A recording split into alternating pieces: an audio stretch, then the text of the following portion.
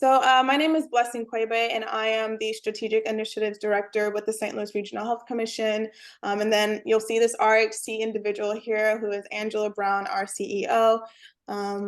And we have Miss Camille Hogan here, Miss Camille Hogan Robertson, who is with the Deaconess Foundation, which is the organization that we've partnered with to create the Seniors Advisory Board and to also create the Senior Development and Revitalization Fund.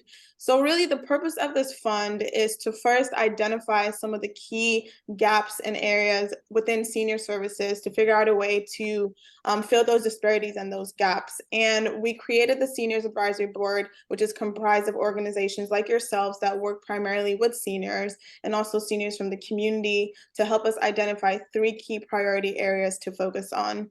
Throughout the months of September and August and September, we conducted focus groups within St. Louis City, County, Illinois, and some of the outer counties within Missouri to really understand from seniors what's actually impacting them and what should we focus this fund on. We spoke to over 200 seniors, ranging from St. Louis City, County, St. Clair, Madison, Monroe, St. Charles, St. Peter's, all of those regions. And what we heard coming from those specific groups are 3 key things, which are transportation, health navigation support, and safety. So that's why we decided to focus specifically on this fund. And we're hoping that organizations that deal in those specific topic areas will apply and be able to receive up to $30,000 to support the work that they're doing to continue to decrease the gap and disparities that seniors are facing on a daily basis when trying to access those specific services. That's really a high-level explanation of what the fund is. We are hoping to have this all completed by the end of November and start really dispersing those funds by that first week of November. So now I think I will just open up the floor to questions and we can start with anyone.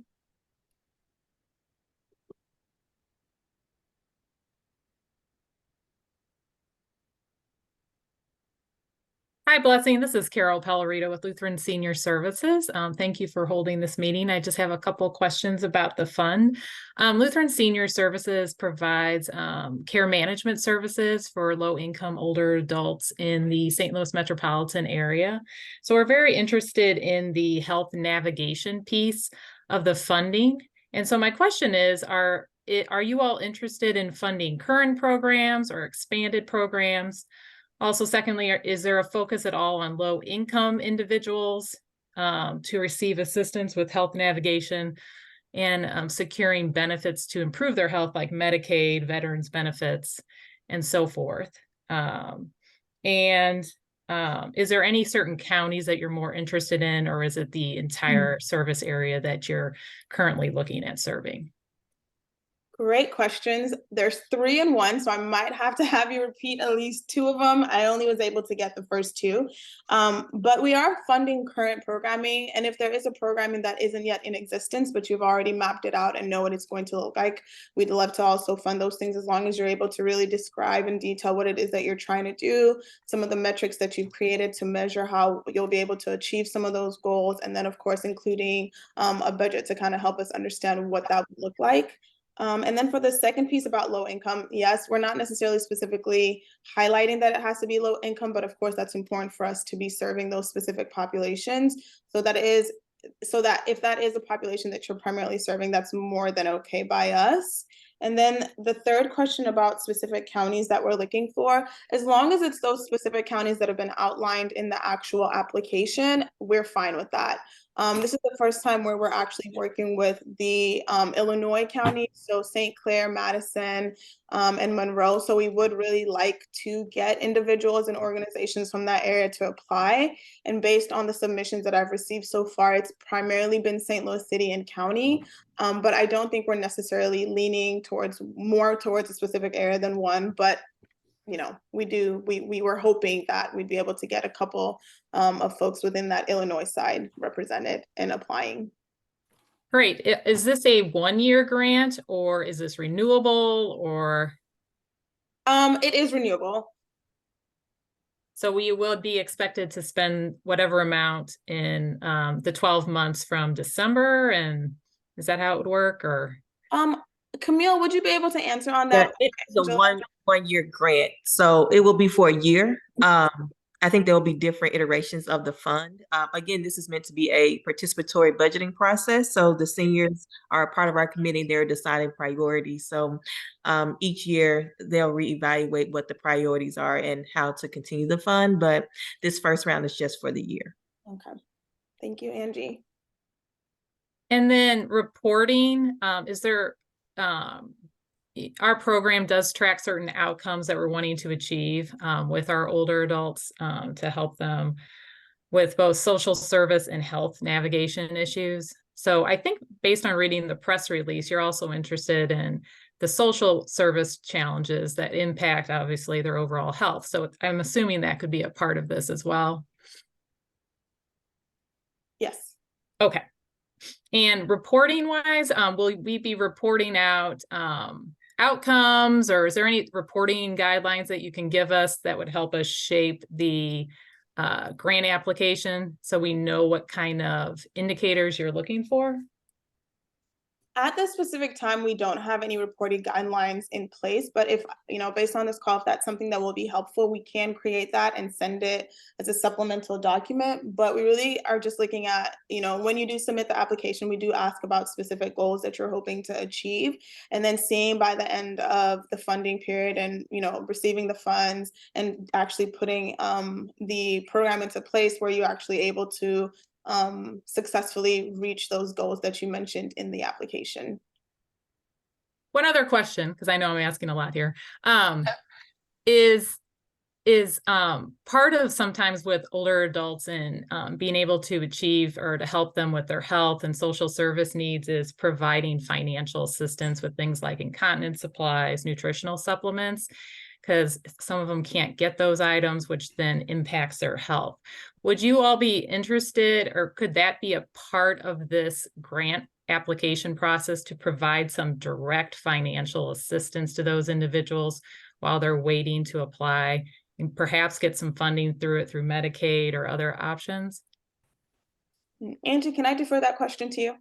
Yes, that would be acceptable to meet needs in the middle of the navigation supports for the individuals. So yes. Great, thank you. Thank you all for your answers. Yes, this is John Saunders Jr. with Wesley House.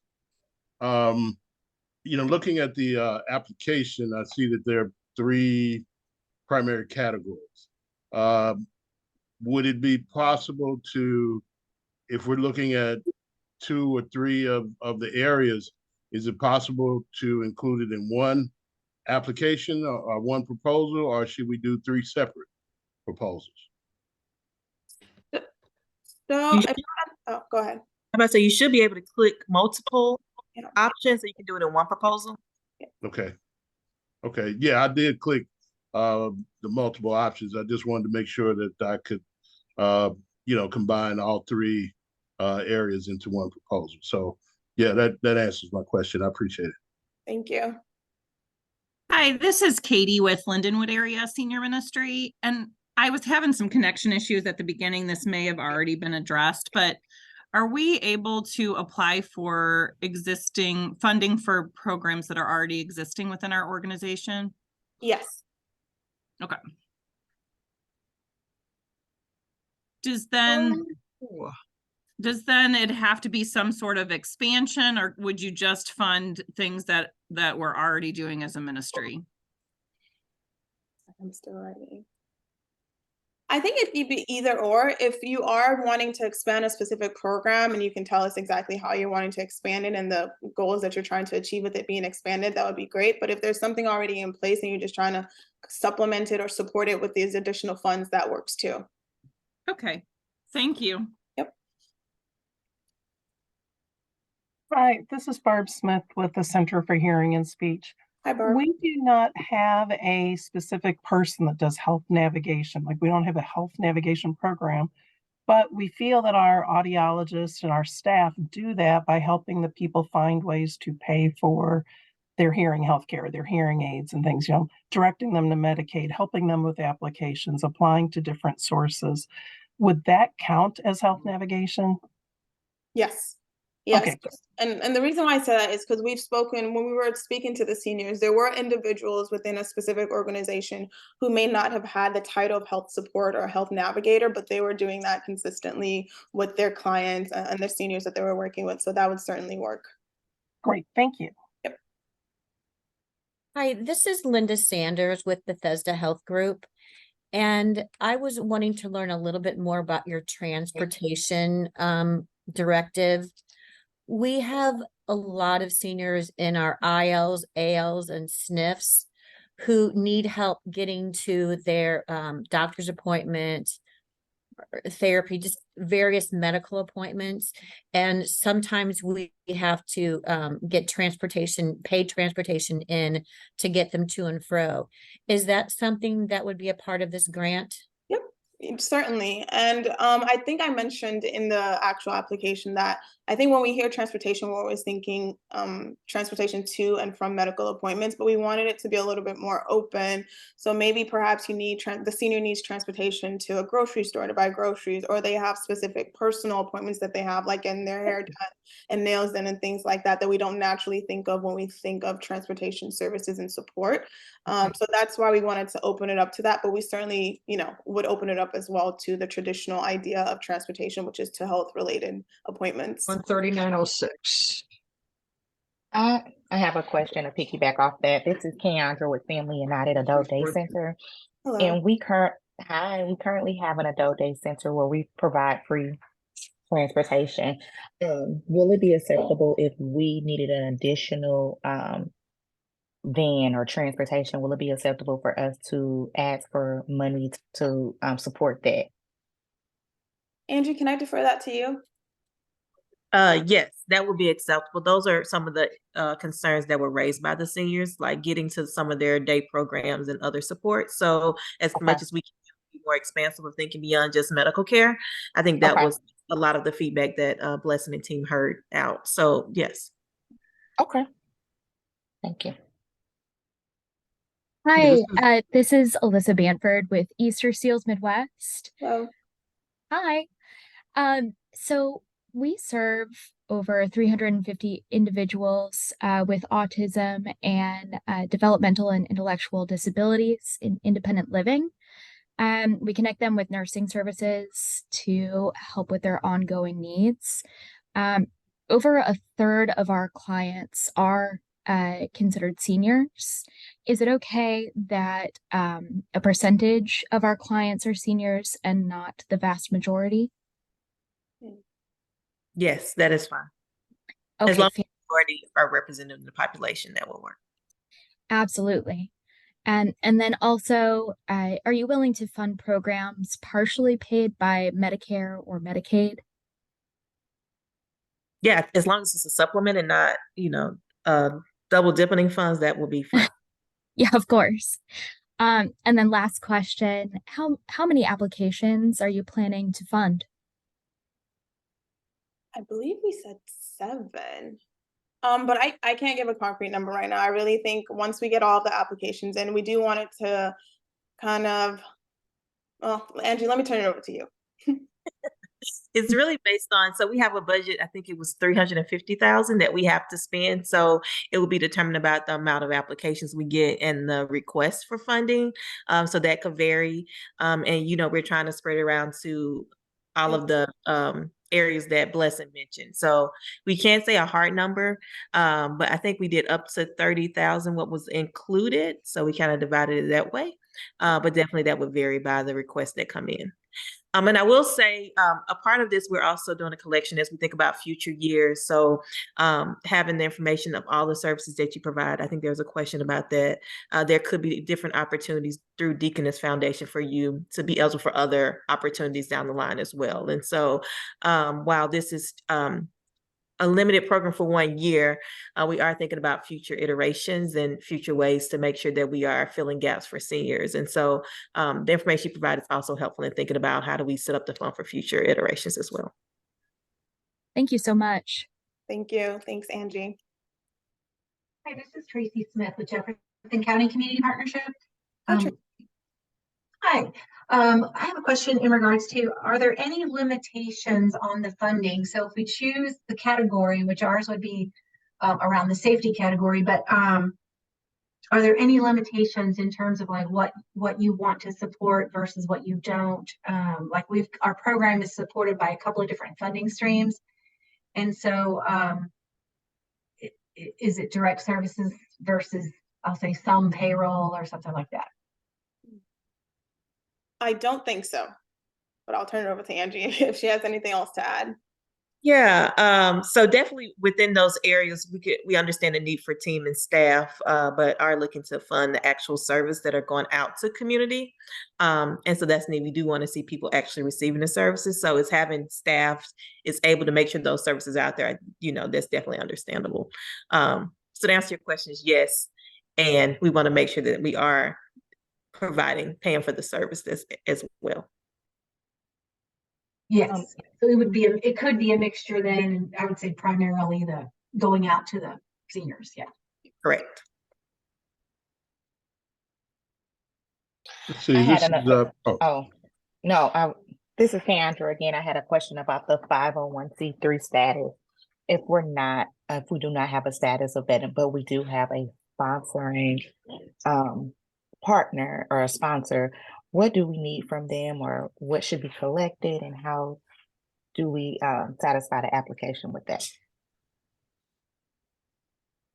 Angie, I'm going to turn that over to you about the 501 status. Oh, I think you just list them down as your fiscal agent, and probably just the MOU between the two of you all about how they will oversee the project, and their support of the project will be enough. But we'll make sure to add more information there if there's a particular form that Deaconess needs. But I think they just need to see that 50C3 form information from the fiscal sponsor as part of the packet. Should be fine. This is John Saunders, Wesley House again. Let's see, my question would be, the funding, is it to be used over a year period of time? For example, with the budget narrative, whether it's staffing or vehicle purchase or whatever, is the funding for a year period of time?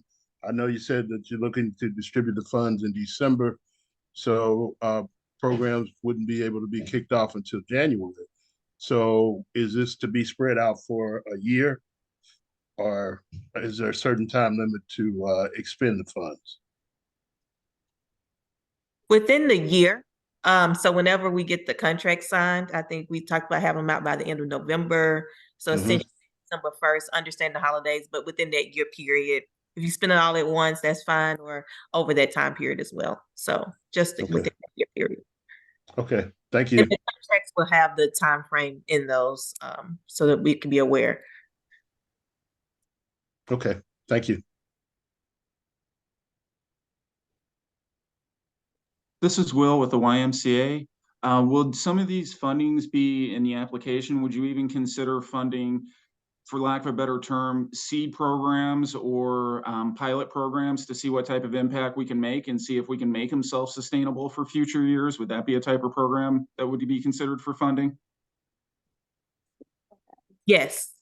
So definitely ideas from the community that we want to seed and try, that is definitely open for funding. So they could be new programs, existing, or expansion of programs.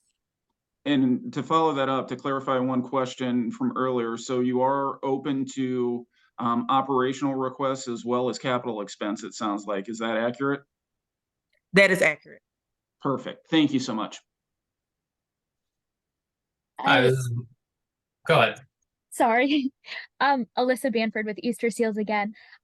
Just to piggyback off of Will's last question, are you willing to fund technology needed, especially medical technology? Would that fall under the health navigation support? Yes, for us. Yeah, I think that's fine. I was going to ask the same question of Blessing then. I think if it falls in the 3 areas of the technology, and it meets, if it meets addressing that need, yes, that will be working. Right. Thank you so much. If you're able to explain how it falls under that health navigation support, I think it's more than okay, as Angie stated. Absolutely. Hi, this is Mullen with Restore St. Louis. I had a quick question for the budget narrative. We have 7 different ministries, each kind of involved with all 3. Is there any way we can add a proposal to change and allocate the budget narrative differently and be able to submit that throughout the year, depending on which can expand, essentially? I'm sorry, Can you repeat it? I was reading something. Can you repeat that again? Yeah, no problem. This is Mullen with Restore St. Louis. We have 7 ministries that kind of work together. And I'm just wondering that as we submit our initial budget narrative, are we allowed to submit a secondary proposal to kind of shift resources depending on which ministry is able to expand on what their actual narrative might be? So, for example, if we receive 10 and we plan for 5 and 5, can we be like, oh, hey, this one is doing a little bit better. Can we switch it to this one gets 7,500, this one gets 2,500, and just kind of submit that to you guys for the future? Yes, it's one application. Is that what you're talking about? And yeah, it'll be one application. We all kind of go under the Restore St. Louis headband. Yes, I think we'd be flexible with that. Okay, thank you. And then I did want to go back to the question about the 501c3. Since we do have an individual here from Deaconess, she provided a more thorough answer. And basically, no, organizations need either their own 501c3 tax exemption or a fiscal agent. And then Deaconess will work with them to basically walk through that process and answer any questions in detail that they may have. What they're trying to do is mainly reduce and eliminate barriers to accessible grant funding. So even though you don't have one, they can still work with you and kind of figure out the process for that. And again, as I stated, after this, I will put together an FAQ sheet, and all of this information will be on the website where the press release, application link, and all of the other information you found is available. I do have one more question. I think I just wanted to kind of be clear because we do currently have a program in place, which is what I said, the adult day center. In our application, when we have to kind of describe how we can reach other seniors beyond our center, if that makes sense. Can you elaborate a bit more? So we have a center where our seniors come to us each day, and they need the help with going to their doctor's appointments and personal appointments. However, is the grant just currently for our seniors that we have in place, or should we be reaching out to seniors beyond our scope of clients that we have here? I just wanted to make sure that we're clear.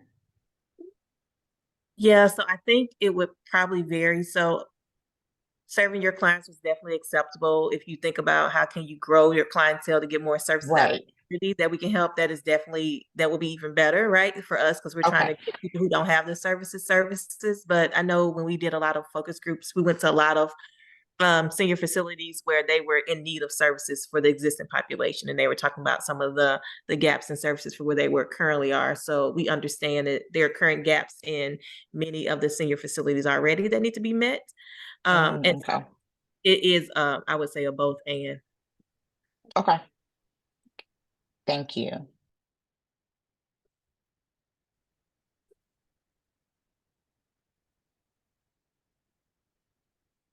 And I will add, we do have seniors reviewing the application, so it's just not us and system leaders, but many of the people who are in need of the services will actually be reviewing them. And so just as you think about this, a consideration of we are trying to meet the need of these individuals that are part of our committee that have spent their time giving the feedback. And so the ways that we can get those services expanded so they can fill them in the community, and make sure that we're communicating the services that are available in the community out, is really the goal of this.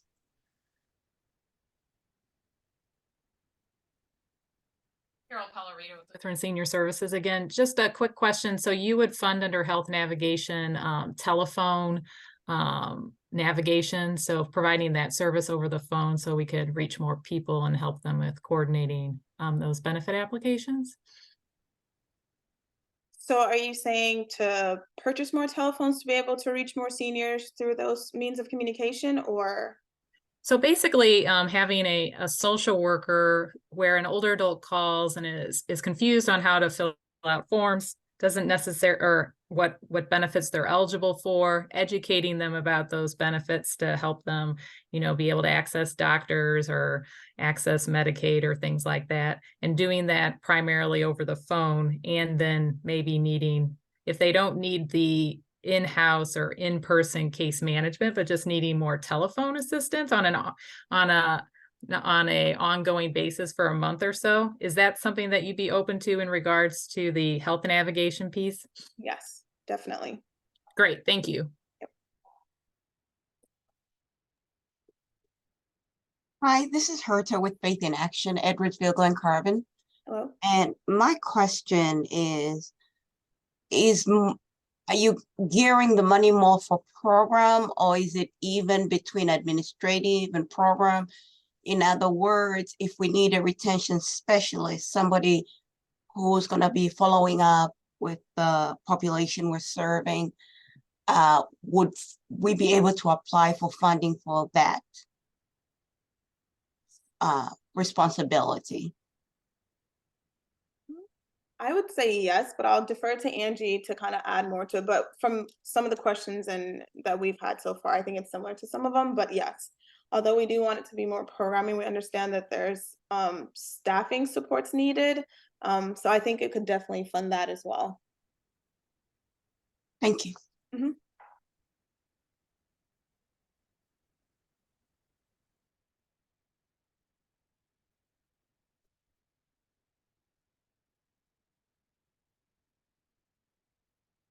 Any other questions?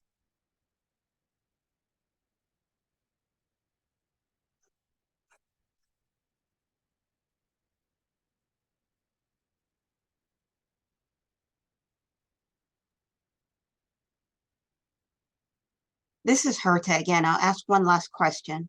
Yep. Are we allowed to add in an administrative fee or not?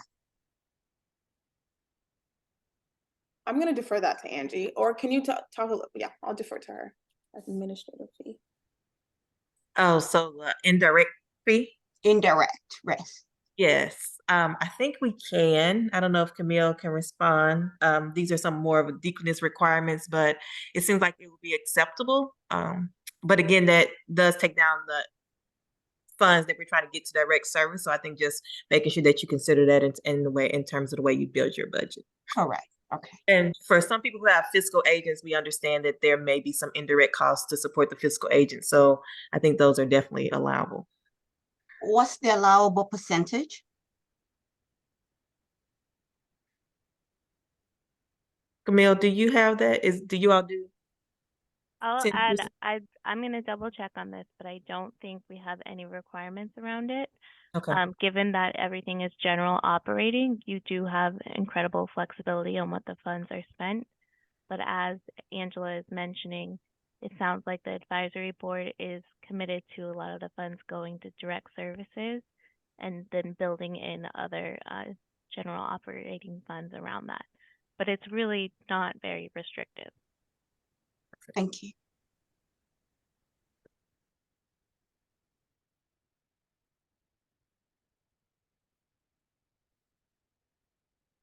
Any other questions, thoughts?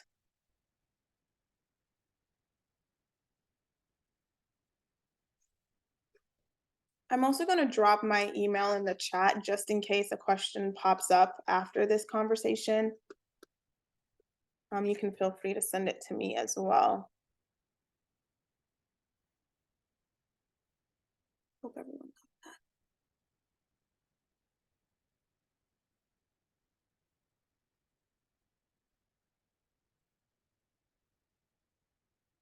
All right, well, thank you all so much. I will stay on for as long as I need to in case someone is a little shy and they wanted to just ask questions in a smaller group. Myself and Angie will be here a little while longer. Well, we have until 2 to answer any questions that anyone else may have. But if you don't have any other questions, thank you so much for joining us today. We look forward to you submitting your applications and hearing a little bit more about how you support seniors within your region. And hopefully we're able to fund and support the work that you do at the end of the day. Thank you all so much. Thank you.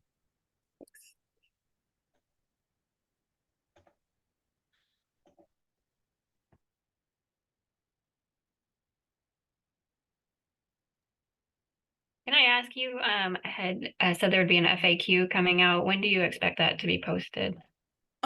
Let's say no later than Monday of next week. I'll try to get it out before the end of this week, though. Okay, thank you. I had a phone call in the middle of this, so I want to make sure I heard everything. Thanks. Of course. I had some technology issues getting on. It was on my end, but do you have, is this recorded? Is the recording going to be available? I can make it available, yes. Yes. And where would we find it? Pamela, could you actually, for those that do want the recording, I think it would be easier since I don't have all of your emails, if you could email me and I could send you the recording. Okay, I'll be happy to. And I can type that in the chat. I think okay. Can we just post it on the webpage? Oh, I can try that too. I can try that too. But if not, also email me, but I'll try to post it with the FAQ.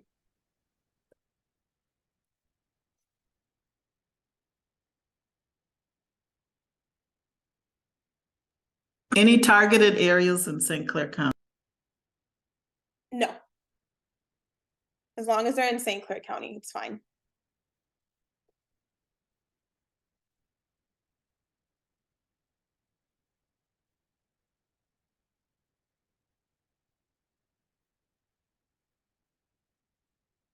I hope that answered your question, Pamela.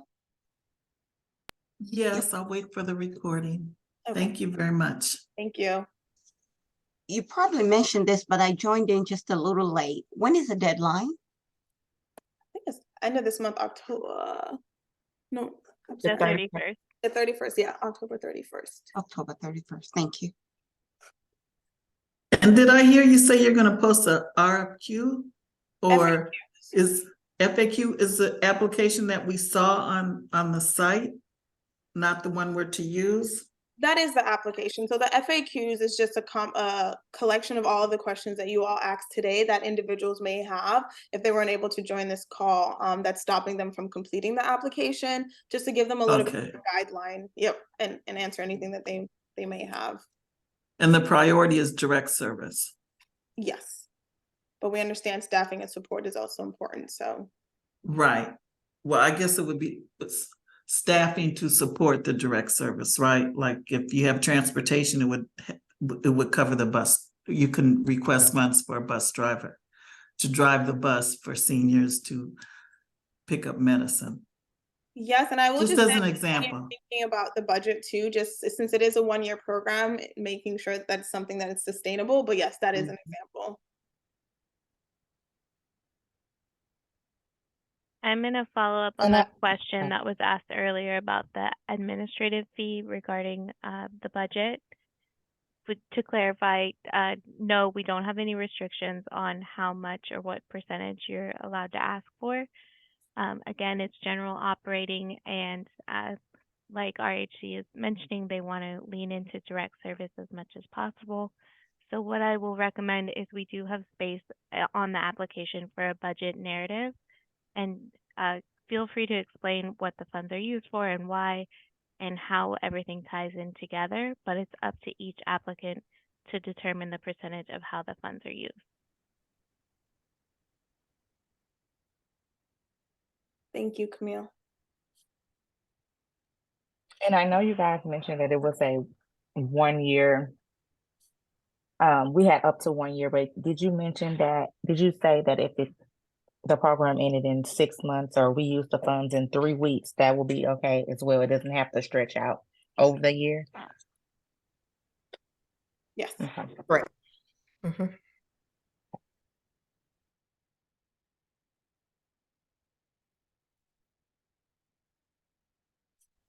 And I apologize for asking another question. I should wait for the thing, but is this to start January 1 of 2024? Wouldn't it be once they get it in December? Yeah, I think they are planning to issue checks the last week of November. So your contract would probably be around that time frame, December 1 start. Okay.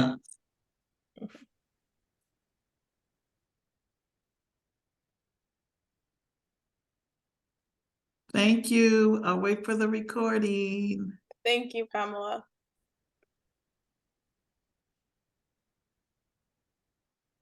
Any other questions?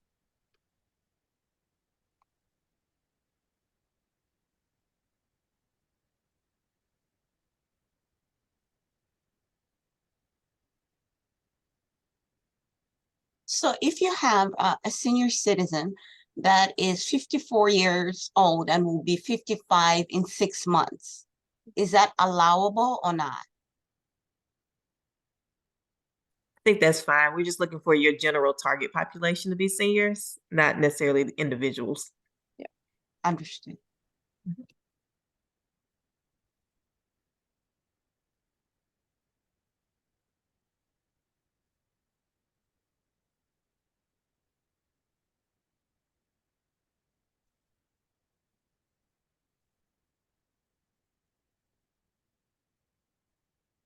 Any other questions? I think if not, I can end the call, or do we, I don't know if anyone else will be joining. I do. It might be a silly question, but I'll just ask and be silly for a minute. We primarily rely on volunteers to transport our population that we serve, the seniors, for their medical appointments and grocery shopping and things of that nature. There are times when we don't have capacity. In other words, we don't have the number of volunteers to drive the number of individuals requesting for transportation assistance. Over the years, we've done it. It's been a struggle, but we've been able to raise some private money to where we can have them, we can get an Uber for them. Mhm. Would this be something that's allowable in this grant? To use the funds to book Uber trips or to continue to contract with those private providers? I'm sorry, I didn't hear you.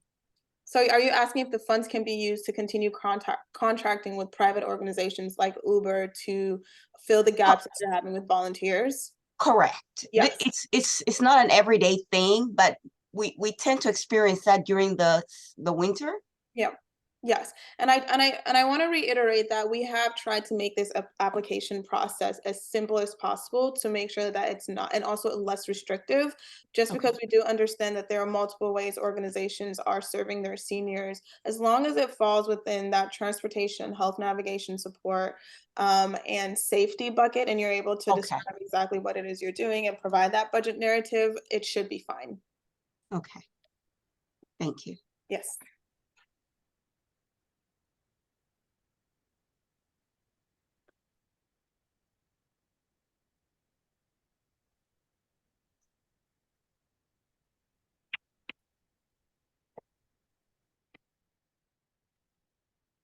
Any other questions? If not, I will just hang on for a while longer, but if you don't have any other questions, again, thank you for joining us. I will try and have that FAQ posted by the end of the week or latest Monday, in addition to this specific meeting's recording link. Well, thank you again. Thank you. Hi there, this is Megan. Hi, Megan. I'm with St. Louis Society for the Blind and Visually Impaired, and I'm relatively new to the organization and even the awareness of this grant. But we have been able to provide transportation for our clients. Of course, when you're navigating vision loss, one of the first things that happen is the keys get taken, right? Yep. And I had a bunch of phone calls during this call, so I apologize that I didn't hear everything. Do you welcome opportunities for organizations to reach out, especially that may not have been involved before, to explain a little bit about our service provision, or would you really rather us just go through the application process and see what comes? I would say go through the application process and see what comes. Okay. And it sounded like I heard that we can build in a third party like Uber or taxi coverage. What about even in-house transportation, like the drivers? We have one driver that we employ right now. Only part of her salary is covered by a 5310 grant. Would this be something that we could request support in matching that, or a part of a match of that? Or should we not talk about salary? Well, we mentioned having support, staff support, and being able to like pay for those specific services that they provide. But I think the only thing would be knowing and understanding that it's a year-long funding, or I mean program. So just making sure that if you are hiring or supplementing this person's income, it's something that's sustainable since it is only, yeah. Sure, sure, sure. You're not in the business of firing people, right? So, completely understood. And a third party is okay too, because Yes. when we have big events like support groups or client open houses, things like that, they need more support, you know, and transportation. So that makes sense. Yep, that's totally fine. All right, thank you. Thank you. Hi, Mike. Thank you for joining. Thank you. Thank you, Blessing. Can you hear me? A little bit. It's a little choppy. Okay. It's better now. Can you hear me now? Yes. Okay, good. Thank you for having me. I'm sorry I was late. No problem. So feel free to ask your questions. We did have the majority of people on earlier, and they've asked a lot of questions. But I will say that at the end of this meeting, I will be creating an FAQ that'll be found on the link that you went to access the application in the press release no later than Monday of next week. I've also recorded this meeting, and I will include the meeting link on that website, that webpage as well. Excellent. So if you had any specific questions, feel free to ask them. So we're looking at safety. Can you hear me better? Okay, I'll just want to secret. We're looking at safety, and was wondering, just I know I was late, and I hate for you to back up on that. Can you give me some examples on that? And I just want to make sure we match up with that. Yeah, sure. So some of the things that came up in regards to safety when we conducted the focus groups and spoke with seniors were things like lighting. So they felt as if there was more lighting in their neighborhoods, they would feel more safe. Or landscaping. Some of them had really overgrown trees and bushes and things like that that made it hard for them to see, and they felt a little less safe because of that. And then, of course, there's the obvious thing like having police officers patrolling the area, people on bikes, neighborhood watch associations, things of that nature. But basically, anything that would increase the feeling of safety, whether it be things such as increasing street lighting or doing landscaping to make sure people feel safe in their homes and within their neighborhoods and things of that nature. Okay. Thank you for that. That was the most important question for me. Okay, thank you.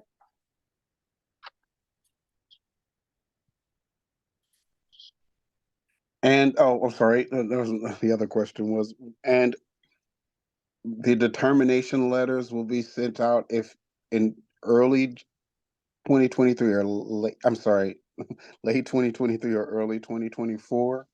The determination letters is in who got the award. Yeah, the award letter. I'm sorry. We're going to be doing that throughout the month of November, just because we're trying to have the funds dispersed by that end of November, that last week of December, last week of November, first week of December. So between those second and third weeks, I can't remember the exact date, but that's when we're trying to get those letters out and let the awarded grantees know. Excellent. I appreciate it, Blessing. Thank you again. No problem.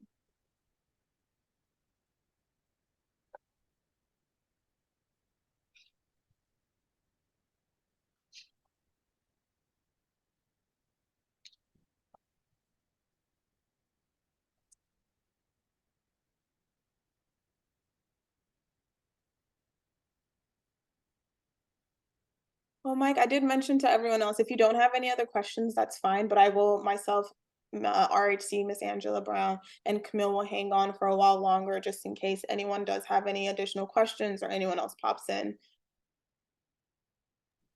Thank you again. Have a blessed evening, everyone. Thank you, you too. Thank you.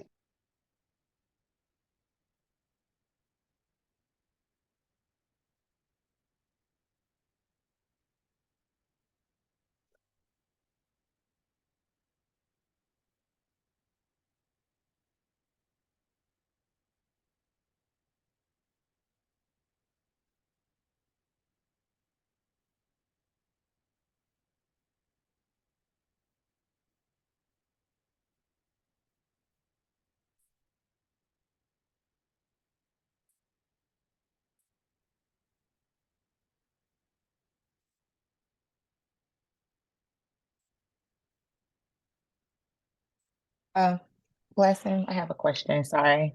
No problem. So back again with the 501c3 question. I see that in the application, it's like nowhere that we talk about, our sponsor. Should I include the sponsor in like our budget as far as like a fee, or when will we provide that information that we need, like their letter, their 501c3 letter, or anything like that? Camille, can I defer that to you? Sure. So I would probably put it in the budget narrative section, just a brief mention that you are under a sponsorship. And then once the award letters are submitted, that then you'll be asked for the follow-up of the details of the MOU. Okay.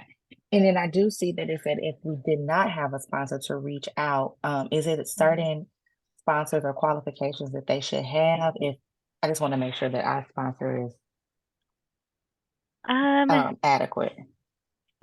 Angela, I don't know if you have particular experience in this. I don't know if we have strict guidelines around that. Okay. But I can connect you with our grant program team that can go in a lot more detail with that too. Okay, that would be great. Yeah. Yeah, Camille, be whatever Deaconess need. I think as long as they have 3. I don't think we asked for any other documents, but whatever your team. Okay. Yep.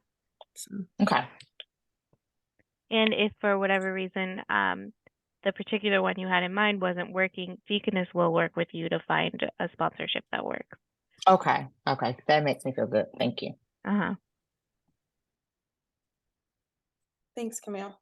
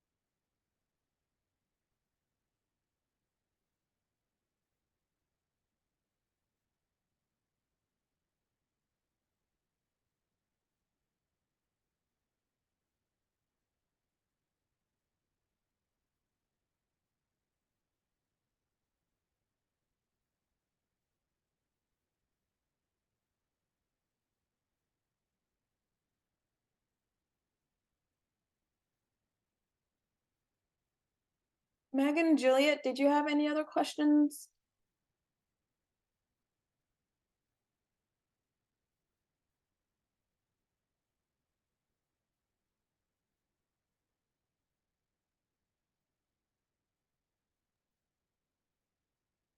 I've just been trying to decide if my questions will be answered in your FAQs to avoid redundancy. So sorry for that. I'm also trying to understand how, maybe how broad the concept, and I heard you mention safety a little bit, like the security cameras, landscaping. Part of what we do for our clients is we provide door-through-door support. So oftentimes our drivers will actually help people navigate into a facility or make sure they get all the way to the doctor's office, which when you're dealing with a client who's still navigating maybe orientation and mobility instruction or is brand new to using their white cane, there is a layer of safety there, but I don't know that that necessarily checks the boxes you've described safety in the application. Do you have any advice on that? That is interesting because this is the first time that I'm hearing it. It isn't something that came up in the focus group when seniors talked about safety, but I mean, I do think it's important. It's a very specific and focused example of safety, but still. I think you can take the chance of writing it up, and we can, once we review the grants, they can decide how that fits in terms of what they've heard from the feedback. Okay. Yep. Okay. And it sounds like it's more of part of an overall service delivery that you're offering. So I think it could fit. Yeah, I was gonna Okay. say, if you're like, it sounds like you're probably taking more than one bucket, and if you could just like explain all of that, then yes. But it isn't something that necessarily came up when we talked about safety. Sure. I mean, and in that same vein, our social workers help with so much, so many layers of like community referrals and even referrals to our own existing programs for each client based upon what they need, which could include even some of that navigation support so they understand what they need to access or how they can, or how we help ensure that they get the appropriate services they need that they may not even be aware of. So I think we do tick all the boxes, and then I'll just do my best to explain that in the narrative. Yeah. Thank you for confirming that thought. And thank you for being here today. Of course. Thank you for joining.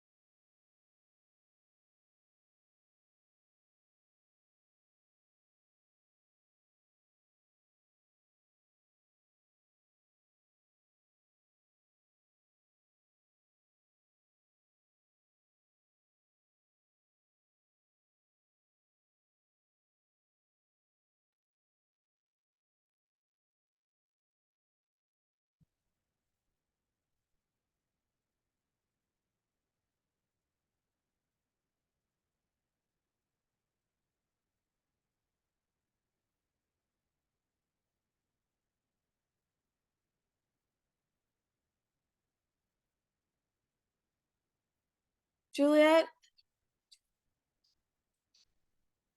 if you don't have any questions, I'll be ending the call now.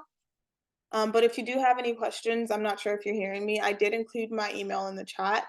Feel free to send me an email and I will try to answer your questions, but the FAQ will also be online. I'm not sure if you're near your computer. Camille, thank you so much for joining. Angie, thanks for joining. Hope you guys have a good day. Thank you. It was great to be here. All right, bye.